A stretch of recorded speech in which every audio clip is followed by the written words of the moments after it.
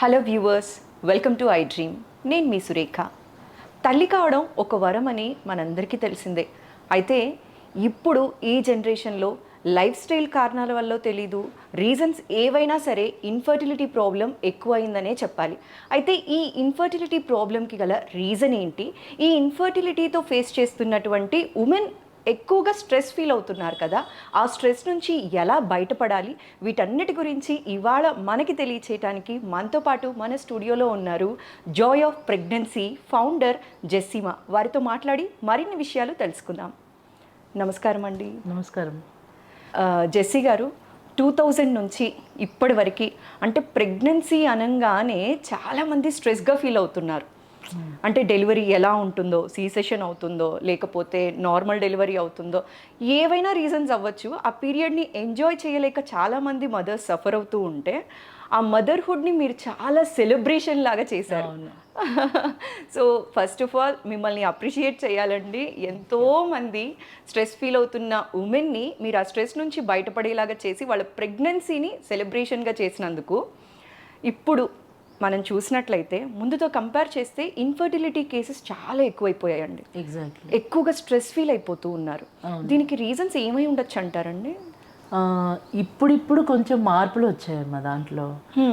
Before corona వరకు కూడా pregnancy అంటేనే చాలా స్ట్రెస్ఫుల్గా అని అనుకునేవాళ్ళు చాలామంది కూడా. బిఫోర్ ప్రెగ్నెన్సీ ఎందుకు అని అంటే పిల్లల్ని బాధ్యత, పిల్లల్ని కన్నాక వాళ్ళకి కరెక్ట్గా మేము ఆస్తులు ఇస్తామో లేదో, అంటే వాళ్ళకి పోషించగలమో లేదో, పూర్తిగా వాళ్ళకి న్యాయం చేయగలమో లేదో అంతెందుకు. ఇప్పుడు చాలామంది ఒక్కరు పిల్లల్ని కంటే చాలు, ఎందుకంటే ఇద్దరిద్దరు ఉంటే మళ్ళీ ఈ ఆస్తులన్నీ కూడా వాళ్ళకి అర్న్ చేయాలి వాళ్ళ కోసమని, అండ్ వాళ్ళకి సమానంగా పంచగలగాలి, ఇవన్నీ కూడా ఉన్నాయి. అంతేకాకుండా భౌతికంగా చాలామంది పోటీ పడుతున్నారు. వాళ్ళకి అంత ఉంది, నాకు అంత లేదు, సో వాళ్ళతో సరితూగాలి అని అంటే ఒకరిని కంటే సరిపోతుంది. చాలా మంది మదర్స్ కూడా ఇప్పుడు అనటం ఏంటి అంటే, ఇద్దరిని కని ఇద్దరికి న్యాయం చేసే కంటే ఒక్కడిని కని వాడికే ఫుల్ ఫ్లెజ్డ్ గా మేము మొత్తం చూసుకోవచ్చు కదా అన్న థాట్ ప్రాసెస్ ఎక్కువ అయిందండి ఈ మధ్య కాలంలో. పెళ్ళి అయిన తర్వాత ఆలోచిస్తూ ఉన్నారు చాలా మంది. బిఫోర్ ప్రెగ్నెన్సీ కోసం అని టైం తీసుకుంటున్నారు. ఎందుకనంటే నేను ఫినాన్షియల్ గా స్టేబిలిటీ లేకుండా పిల్లని గనక అంటే వాళ్ళని కూడా ఇబ్బంది పెట్టిన వాళ్ళం అవుతామని ఒక రకంగా ఆలోచన మంచిదే, చాలా మంచిదే. కాకపోతే ఈ లోపల వయసు అయిపోతూ ఉంది. కొంతమంది అంటారు నాకు 35 అయింది, నేను బాగానే కంటున్నాను కదా అంటారు. బాగానే కన్నట్టు అనిపిస్తుంది. తర్వాత ఆ పిల్లల్ని చూసుకోవడం అనేది కొంచెం కష్టం అవుతూ ఉంటుంది వీళ్ళకి, ఏజ్ పరంగా కూడా. అందరూ కాదు, కొంతమందిలో, ఎక్కువ శాతం మందిలో ఈ స్ట్రెస్ వస్తూనే ఉన్నారు.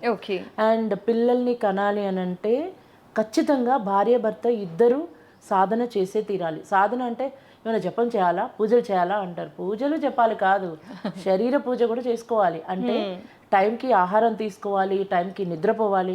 ఏదైతే వర్క్ నుంచి వచ్చే స్ట్రెస్ ఉందో దాన్ని బ్యాలెన్స్ చేయాలంటే సంధ్యాకాలంలో వాకింగ్ చేసుకోవాలి, చిన్న చిన్న ఎక్సర్సైజ్ చేసుకోవాలి. ఇదంతా ఒక డిసిప్లిన్డ్గా లైఫ్ స్టైల్ని గన డిజైన్ చేసుకోగలిగితే మాత్రం అప్పుడు వాళ్ళు పిల్లల్ని కనడానికి ప్లాన్ చేసుకుంటే బాడీ అండ్ మనసు కూడా రెడీ అవుతుంది.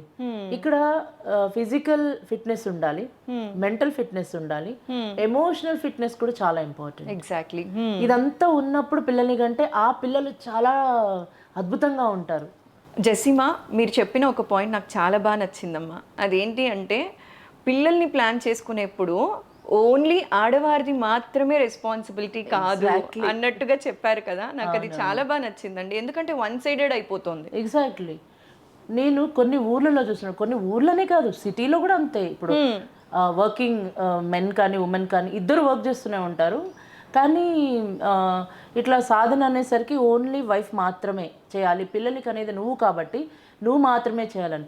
కానీ ఎవరైతే ఇద్దరు అండర్స్టాండ్ చేసుకొని చక్కగా ఒక డిసిప్లిన్డ్ లైఫ్ని సెట్ చేసుకొని డిజైన్ చేసుకొని హ్యాపీగా వర్క్ని చేసుకుంటూ ప్లస్ ఈ లైఫ్ స్టైల్ని కూడా మార్చుకొని ఫాలో అవుతున్నారో వాళ్ళు నిజంగా చాలా వండర్ఫుల్గా ఉన్నారు.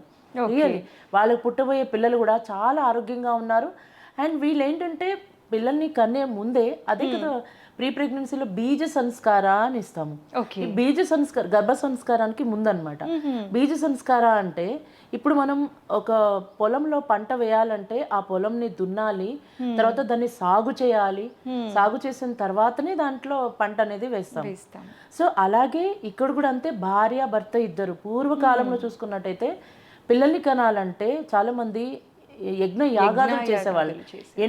ఎందుకనంటే ఈ పిల్లలు, రాబోయే పిల్లలు వాళ్ళకు స్వార్థంగా కాకుండా ప్రపంచం కోసం కూడా నిలబడాలి. వాళ్ళు ఈ ప్రపంచంలోకి వచ్చారు అనంటే వాళ్ళ ఉనికి కూడా తెలిసి ఉండాలి, అంటే ఒక గొప్పగా బ్రతికేలాగా ఉండాలి అనే ఉద్దేశం వాళ్ళకు ఉంది. కాబట్టి వాళ్ళ టైం కూడా తీసుకోగలిగారు. ప్రతిరోజు ఈ పిల్లల్ని కనాలి అని అనుకునే ముందు 3 months సాధన చేసుకోవాలి, 90 days. అంత టైం లేదు, 30 days చేసుకోండి. అంత కూడా లేదు, సడన్ గా అన్ఎక్స్పెక్టెడ్ గా యాక్సిడెంటల్ గా ప్రెగ్నెన్సీ వచ్చింది అనుకోండి, అప్పుడు కూడా ఏం పర్వాలేదు, బాధపడే అవసరం లేదు. I don't like this, I didn't plan, okay that's okay fine. ఇప్పుడు ప్లాన్ చేసుకోండి కూర్చొని, ఓకే ఇప్పుడైనా నేను ఫిజికల్, మెంటల్, ఎమోషనల్ వీటన్నిటి నేను బ్యాలెన్స్ చేసుకుంటాను అని బ్యాలెన్స్ చేసుకొని కూడా వాళ్ళు కంటిన్యూ చేయొచ్చు. బట్ ప్రీ ప్రెగ్నెన్సీలో బీజ సంస్కారాలు మాత్రం ఖచ్చితంగా వాళ్ళు ఆహార విషయంగా మార్నింగ్ నుంచి ఈవినింగ్ వరకు వాళ్ళు ఎలా తినాలి అనేది కూడా చూసుకోవాలి. దానిలో వాళ్ళ హీమోగ్లోబిన్ చాలా ఉండాలి. అంటే మగవాళ్ళకైతే 15 వరకు కూడా ఉంటుంది, 12 to 15 వరకు. బట్ లేడీస్లో 12 వరకు కూడా ఉంటేనే వాళ్ళు చక్కగా కన్సీవ్ అయితే బాగుంటుంది.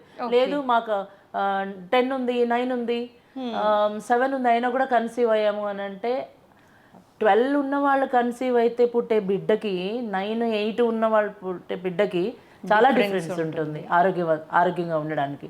అదొకటి. తర్వాత ఫిజికల్ గా ఎక్సర్సైజ్, సూర్య నమస్కార ఇస్ ద బెస్ట్ ఎక్సర్సైజ్ అనమాట. ఇద్దరు కలిసి సూర్య నమస్కారాలు మార్నింగ్ అండ్ ఈవినింగ్ టైం తీసుకొని ప్రాక్టీస్ చేయాలి 3 months.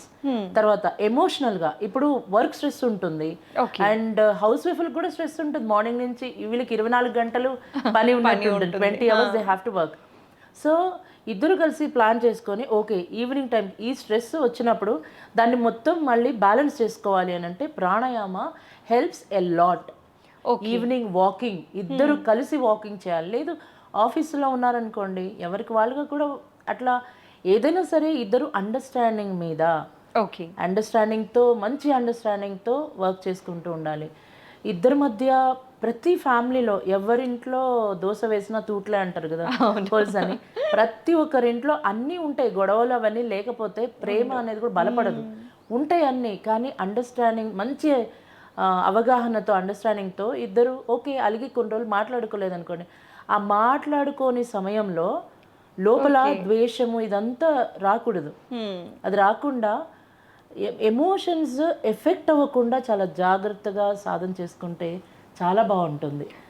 సో ఈ ఇన్ఫర్టిలిటీ ఎక్కువగా ఉండటానికి ఇప్పుడున్న లైఫ్ స్టైల్ ఇంపాక్ట్ ఏమైనా పడుతుందంటారా? డెఫినెట్లీ. అర్ధరాత్రి నైట్ టైం వెళ్ళి భోజనాలు చేస్తున్నారు. మన శరీర ధర్మం అంటూ ఒకటి ఉంటుంది, మన శరీరానికి ఒక ధర్మం.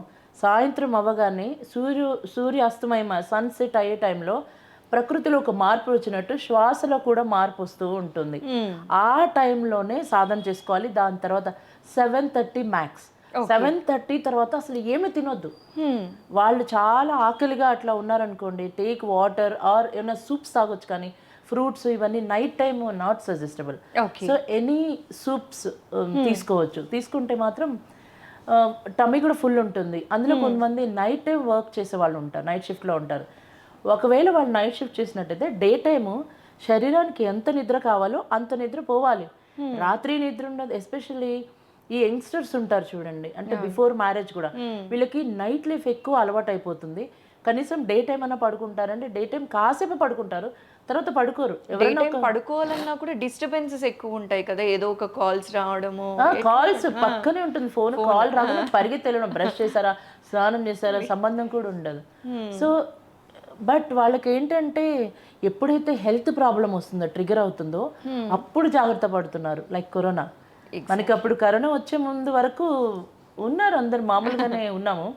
బట్ ఆఫ్టర్ కరోనా పైన పెట్టిన ఇత్తడి రాగి బిందెల్ని కిందికి దింపి మట్టి పాత్రలు తీసుకొచ్చి వంటలు చేసుకోవడము, ప్లాస్టిక్ ని అవాయిడ్ చేసుకోవడము, మళ్ళీ మన శాస్త్రాన్ని ఫాలో అవ్వడం స్టార్ట్ అయ్యాను. సో అలాగే ఫుడ్ విషయంలో కూడా మన శరీరానికి ఎంత మోతాదులో ఫైబర్ ఉండాలి, ఎంత ఫ్యాట్ ఉండాలి, ఎంత ప్రోటీన్స్ ఉండాలి, ఇవన్నిటిని కనుక బ్యాలెన్స్డ్ డైట్ కనుక తీసుకోగలిగితే ఇద్దరు చాలా హెల్తీగా ఉంటారు. బట్ ప్లానింగ్ చేసుకునే ముందు వాళ్ళకి కాన్స్టిపేషన్ కూడా ఉండకూడదు. అండ్ కాన్స్టిపేషన్ ఉండకూడదు, డైజెషన్ ప్రాబ్లమ్స్ ఉండకూడదు, అండ్ మెంటల్గా ఎక్కువ ఓవర్ స్ట్రెస్ ఉండకూడదు. స్ట్రెస్ గానే ఉంటే పిల్లలు కొంతమందికి బై బర్త్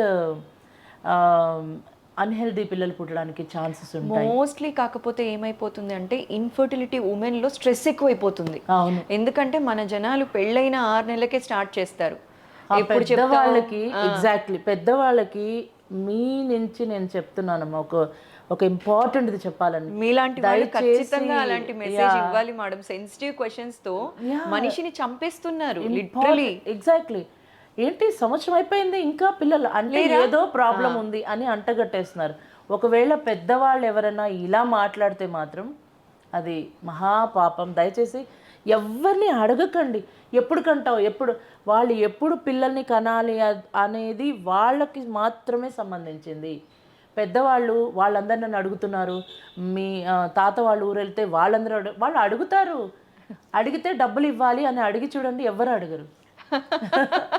అంతే, ఫ్రీగా ఉంది కాబట్టి అవతల వాళ్ళని బాధ పెడుతూనే ఉంటారు.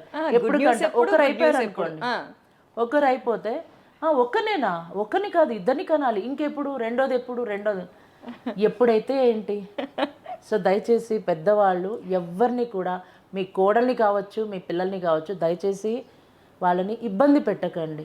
అది కూడా ఒక స్ట్రెస్ అయిపోయి వాళ్ళు కనమంటున్నారు కదా అనేసి కొంతమంది ఐవీఎఫ్లకి వెళ్ళిపోయి అది ఫెయిల్ అయిపోయి ఐవై ఫెయిల్ అయిపోయి రకరకాల అక్కడేదో ఇస్తున్నారంట, కషాయాలు ఏదో ఇస్తున్నారంట అని అక్కడ పోయి తాగి లాస్ట్కి స్ట్రెస్ అయిపోయి మనుషులు ఎట్లయిపోతున్నారంటే ఇంకా బ్రతకడం కూడా అవసరమా అన్నట్టు అయిపోయారు. హ్యాపీగా బ్రతికేసండి, పిల్లలు లేకపోయినా పర్లేదు, వైఫ్ అండ్ హస్బెండ్ ఇద్దరు హ్యాపీగా బతకండి. ఎందుకంటే భూప్రపంచంలో చాలామంది పిల్లలు ఉన్నారు ఆల్రెడీ. కానీ అయినా కూడా మీకు మీరుగా అనుకుంటే తప్ప, నాకు పిల్లలు కావాలి అనుకుంటే తప్ప ఒత్తిడితో మాత్రం పిల్లల్ని కనకండి. ఇది మంచిది కాదు, పిల్లలకి కూడా మంచిది కాదు. పుట్టబోయే పిల్లలకి హ్యాపీగా కనాలి. జన్మనివ్వాలి అంటే చాలా హ్యాపీగా ఇవ్వాలి. జన్మని ఇచ్చేవాళ్ళు హ్యాపీగా ఉండాలి, పుట్టే బేబీ హెల్తీగా హ్యాపీగా ఉండాలి, అంతే తప్ప స్ట్రెస్లో ఏది జరగకూడదు, అస్సలు జరగకూడదు. చాలా మంచి మెసేజ్ ఇచ్చారండి. ఎందుకంటే ఇప్పుడున్న లైఫ్ స్టైల్లో ఎలాంటి మార్పులు చేసుకోవడం వల్ల మనం ఈ ఇన్ఫర్టిలిటీ బాధ నుంచి బయటపడతాం అనేది చాలా చక్కగా వివరించారండి. ధన్యవాదాలు. Thank you.